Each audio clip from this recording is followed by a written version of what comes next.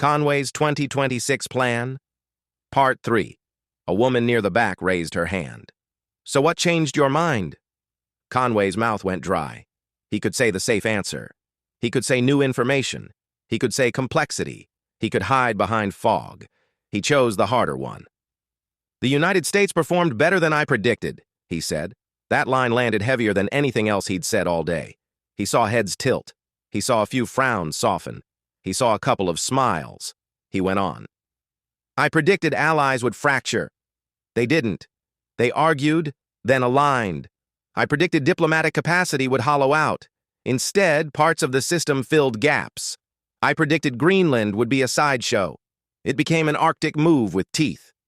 He stopped short of saying the president's name, but everyone heard it anyway. After the luncheon, Conway and Mia walked outside into sharp, late summer heat. Washington smelled like pavement and exhaust and old stone. Mia didn't speak until they reached the car. That was brave, she said.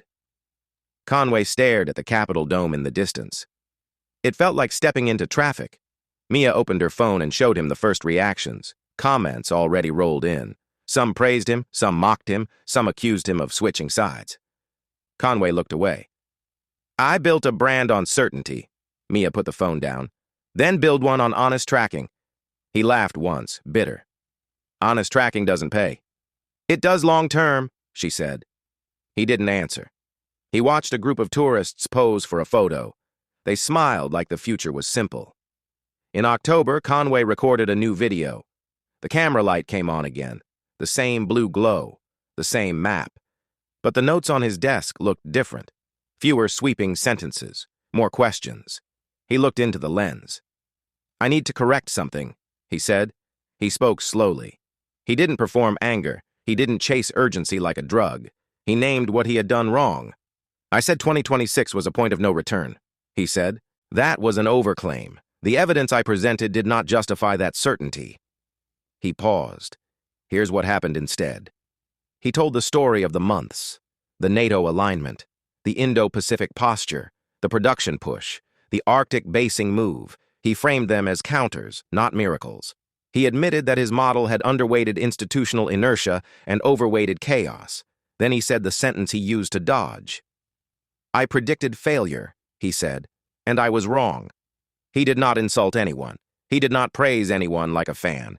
He described results. He treated policy like a ledger, not a sports bet. At the end, he looked into the lens, and his voice softened without turning sentimental. If you want to fear, you don't need me, he said. If you want to understand, you need proof. You need definitions. You need falsifiers. That's what I'll do from now on. He stopped recording. Mia clapped once from behind the camera. That's the best thing you've said. Conway stared at the dead red dot on the screen. His hands trembled a little. Not from fear of China or Russia, from fear of losing the identity he had built. He took a breath and let it pass. Outside, the world kept moving. Timelines shifted. Plans collided. People adapted.